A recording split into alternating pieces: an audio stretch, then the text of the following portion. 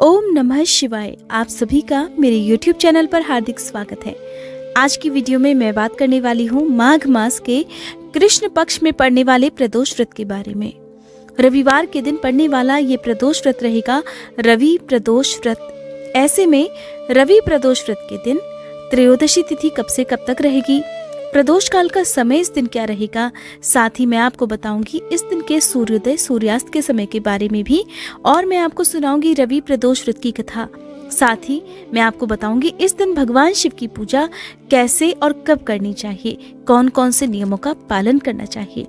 आइए सबसे पहले जान लेते हैं तिथि और शुभ मुहूर्त के बारे में, क्योंकि इस बार जो प्रदोष व्रत है वो एक दिन पहले उसकी तिथि प्रारंभ हो रही है, जिसके कारण बहुत से लोगों को ये असमंजस होगा कि हमें व्रत रखना कब है। दरअसल देखिए, जब भी त्रयोदशी तिथि 2 दिन तक पड़ती है तो ऐसे में प्रदोष व्रत हमेशा उस समय उस दिन रखना चाहिए जिस तिथि को हमें प्रदोष काल का समय भी प्राप्त होता हो। अब ऐसे में क्योंकि शनिवार के दिन द्वादशी तिथि सुबह से लेकर रात तक है और जो प्रदोष काल का समय होता है वो होता है सूर्यास्त से 45 मिनट पहले और 45 मिनट बाद का समय। ऐसे में 29 जनवरी शनिवार के दिन प्रदोष काल का समय प्राप्त नहीं हो रहा है, जिसके कारण रविवार के दिन ही रवि प्रदोष व्रत रहेगा। और प्रदोष व्रत की पूजा तभी पूर्ण मानी जाती है जब प्रदोष काल में पूजा की जाए। इसके बिना प्रदोष व्रत अधूरा माना जाता है। माघ मास के कृष्ण पक्ष में पड़ने वाला प्रदोष व्रत है 30 जनवरी रविवार के दिन, और प्रदोष व्रत भगवान शिव को समर्पित होता है। त्रयोदशी तिथि प्रारंभ हो रही है 29 जनवरी की रात में 8:38 से, जिसकी समाप्ति होगी 30 जनवरी की शाम 5:29 पर। 30 जनवरी रविवार को सुबह सूर्योदय का समय रहेगा 7:11 और सूर्यास्त का समय रहेगा शाम 6:07 पर। प्रदोष व्रत के दिन सुबह उगते सूरज को भी जल अर्पित किया जाता है। प्रदोष काल का समय रहने वाला है 30 जनवरी की शाम 5:22 से लेकर शाम 6:52 तक। सबसे पहली बात तो जो भी भक्त प्रदोष व्रत रखते हैं उन्हें तिथि और शुभ मुहूर्त का सही से पता होना जरूरी है, वरना कहते हैं कि व्रत का पूर्ण फल प्राप्त नहीं होता है। प्रदोष व्रत हर महीने के त्रयोदशी तिथि को पड़ता है और महीने में 2 प्रदोष व्रत होते हैं, एक कृष्ण पक्ष में पड़ने वाला और एक शुक्ल पक्ष में पड़ने वाला। कहा जाता है कि जो भी भक्त भगवान शिव को प्रसन्न करने वाले प्रदोष व्रत रखते हैं उन्हें वैसे तो महीने के दोनों ही प्रदोष व्रत रखने चाहिए, लेकिन कुछ भक्त होते हैं जो केवल शुक्ल पक्ष के प्रदोष व्रत रखना चाहते हैं, जैसे कि कुछ भक्त केवल शुक्ल पक्ष में पड़ने वाली एकादशी के ही व्रत रखते हैं। उसी तरह से आपकी श्रद्धा है और आपका विश्वास है, आपकी इच्छा है, आप चाहें तो केवल कृष्ण पक्ष के रख सकते हैं या आप चाहें तो केवल शुक्ल पक्ष में पड़ने वाले प्रदोष व्रत भी रख सकते हैं। और आपकी श्रद्धा है, आप चाहें तो महीने में पड़ने वाले दोनों ही प्रदोष व्रत भी रख सकते हैं। प्रदोष व्रत में बहुत ज्यादा विशेष नियमों का पालन करने की आवश्यकता इसलिए नहीं होती है क्योंकि भगवान शिव अपने भक्तों पर कहा जाता है बहुत जल्दी प्रसन्न हो जाते हैं। ऐसे में जरूरत होती है भगवान शिव के प्रति आपके मन में भक्ति कैसी है, उनके प्रति जो भी आपके पास है उसे स्वीकार करने के लिए प्रार्थना कर सकते हैं। शाम के समय यानी कि आपको दिन भर तो उपवास रखना ही है, जैसे कि आप हर उपवास रखते हैं। प्रदोष व्रत में केवल मीठा भोजन ही ग्रहण किया जाता है, लेकिन जो लोग स्वास्थ्य संबंधी परेशानियों से परेशान है, कोई डायबिटीज से परेशान है या कैसी भी कोई परेशानी है, मीठा भोजन अगर आप किसी प्रकार नहीं कर सकते, तो आपसे कोई पीड़ा आपको हो रही हो, कोई ग्रह दोष आपकी कुंडली में हो, तो उसका निवारण भी प्रदोष व्रत के माध्यम से ही किया जाता है। इसलिए हर प्रदोष व्रत में नवग्रह मंत्र का भी जाप आपको करना चाहिए। नवग्रह मंत्र है ब्रह्मा मुरारी त्रिपुरांतकारी भानु शशि भूमि सुतो बुधश्च गुरुश्च शुक्र शनि राहु केतव सर्वे ग्रहा शांति कराम भवन्तु। मंत्र के जाप के साथ ही आप शिवाष्टक का पाठ कर सकते हैं, महामृत्युंजय मंत्र का भी आप जाप कर सकते हैं। एक समय की बात है, उनका वह पुत्र गंगा स्नान करने के लिए गया। दुर्भाग्यवश रास्ते में उसे चोरों ने घेर लिया और वे उसे पकड़कर कहने लगे कि हम तुम्हें मारेंगे नहीं, बस तुम अपने पिता के गुप्त धन के बारे में हमें बतला दो।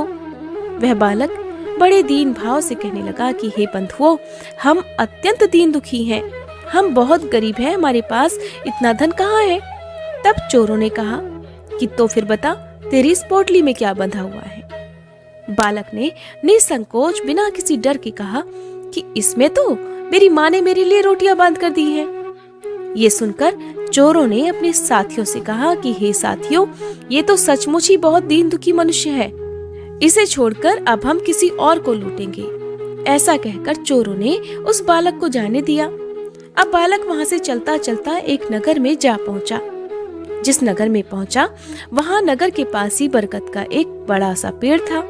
वह बालक उसी बरगद के पेड़ की छाया में सो गया। उसी समय उस नगर के सिपाही चोरों को खोजते हुए बरगद के पेड़ के पास जा पहुंचे। उन्होंने जब बालक को वहां पाया तो उसे ही चोर समझकर बंदी बनाकर राजा के पास ले आए। राजा ने उसे कारागार में बंद करने का आदेश दे डाला। उधर जब ब्राह्मणी का बेटा जब शाम होने तक भी घर वापस नहीं लौटा, तब उसे अपने पुत्र की बड़ी चिंता हुई। क्योंकि अगले दिन प्रदोष व्रत था, तब ब्राह्मणी ने प्रदोष व्रत रखा। भगवान शिव से मन ही मन अपने पुत्र की कुशलता की प्रार्थना करने लगी। ब्राह्मणी भगवान शिव की मूर्ति के आगे बैठकर मन ही मन भगवान शिव से प्रार्थना कर रही थी कि हे प्रभु, अगर मैंने सच्चे मन से आपकी पूजा की है और प्रदोष व्रत रखा है तो मेरे पुत्र की रक्षा करना और उसे जल्द से जल्द वापस लौटा देना। भगवान शिव ने उस ब्राह्मणी की प्रार्थना स्वीकार कर ली, क्योंकि वह ब्राह्मणी सच्ची श्रद्धा और भक्ति से हर महीने के प्रदोष व्रत रखा करती थी।